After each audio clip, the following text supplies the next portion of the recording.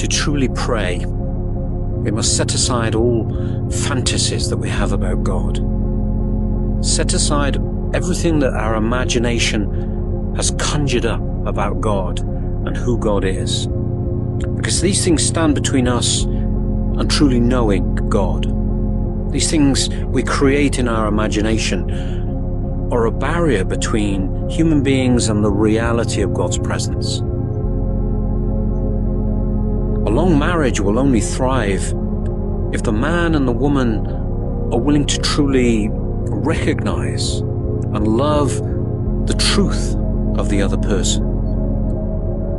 If one of the spouses tries to cling to some kind of romantic fiction about the other person, then there will be no true union and the marriage will fail. And so it is with God. We must be willing to encounter the living God as He is, not as we imagine and not even as we want Him to be. But drawing closer to God makes us face up to not only the beauty and the glory of God, the love He has for us, but also makes us face up to the reality of how far we truly are from Him.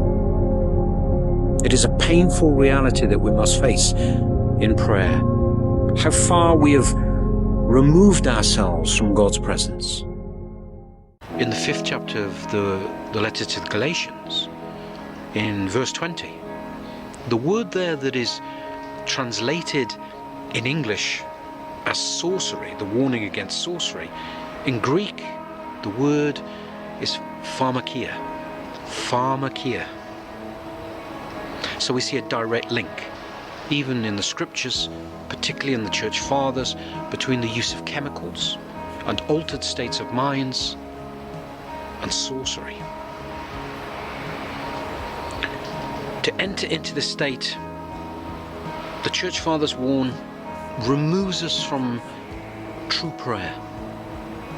The experiences, the feelings that we may gain are not true prayer.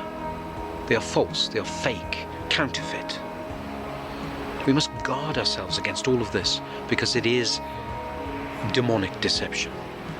To enter into this state removes us from prayer and from God. It substitutes the reality of encounter with God and spiritual growth with these illusions, with feelings, with falsehood.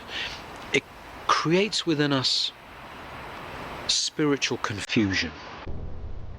Anyone entering the spiritual life must understand it as warfare. Warfare with the demonic forces. And anyone entering the battle does well to first know his enemy.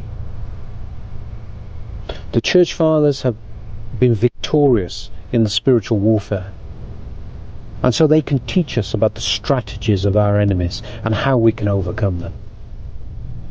And this battle, they tell us, isn't something far off.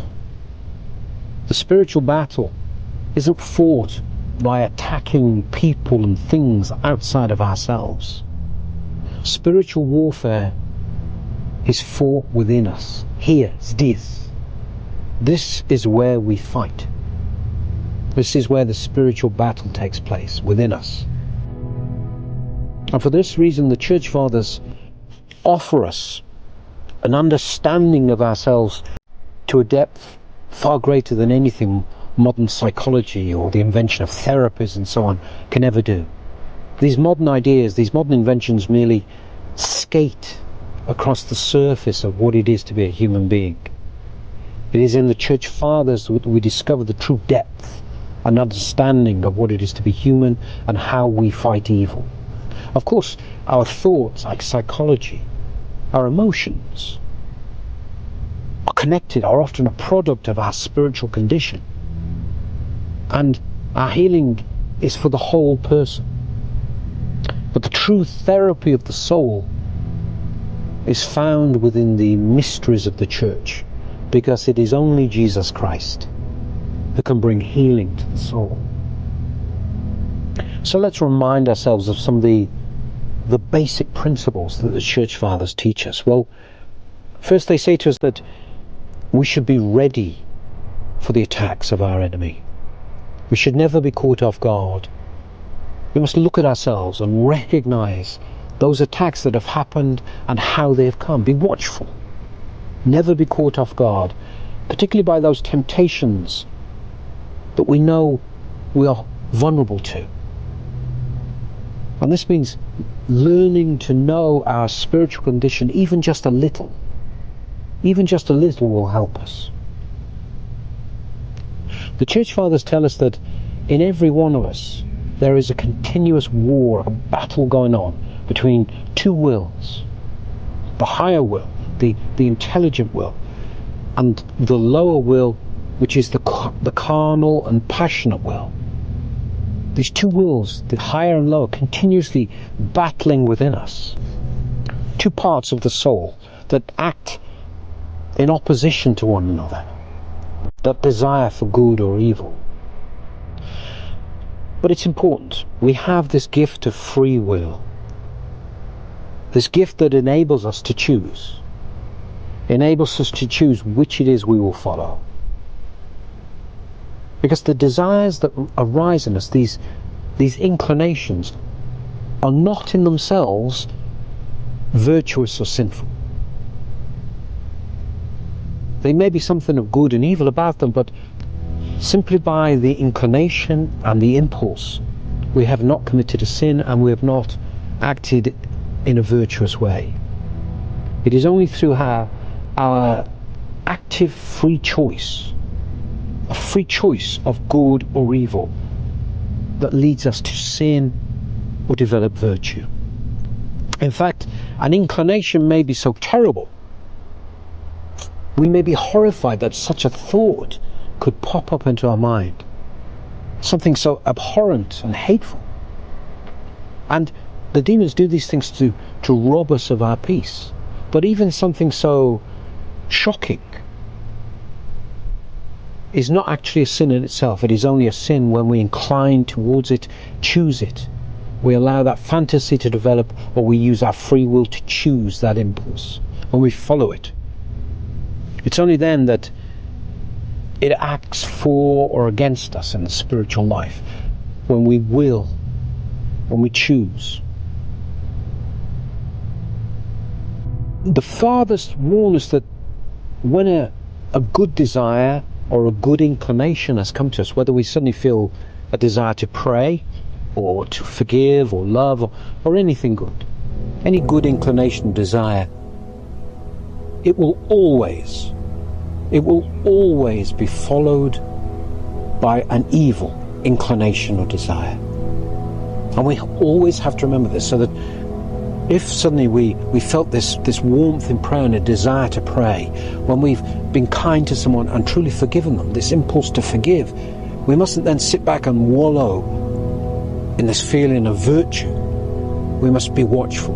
We must learn to watch and know that immediately an evil inclination will follow. We will be attacked.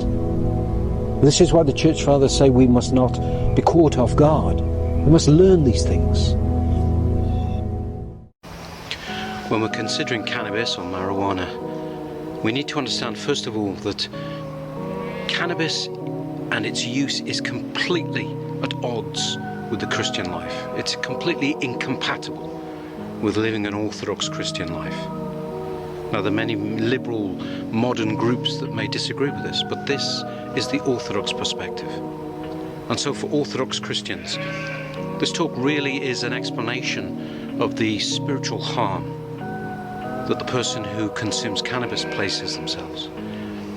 The contemporary world, particularly in America, where many US states are now legalizing the use and sale of cannabis, the contemporary world is completely at odds with orthodox thinking about this. It's one of the examples of the way in which orthodox teaching is completely in conflict with what the world is telling us. And it's up to us to decide who we will hear. Will we listen to the world, or will we listen to the orthodox faith? If we desire God, if we desire to make any kind of spiritual progress in the spiritual life, then we must understand that cannabis, marijuana, is a barrier to any kind of spiritual progress. There is an old saying that nothing in this life comes for free, and this is particularly true of everything that the demons would tempt us with. Every pleasure, every promise made to us by the demons comes with a hidden price. And not just a hidden price, but the greatest price of all, which is spiritual death. As St. Paul says in his letter to the Romans, the wages of sin are death. The demons have been practicing, learning for thousands of years the art of deception. Their skills in deception are extraordinarily developed. They look for our weaknesses and exploit them. Not just weaknesses of behavior and action, but especially weakness of thought. Now, we only have a short time on this earth, and so we must look to the church fathers and the saints of the church who have been victorious in this struggle over evil thoughts.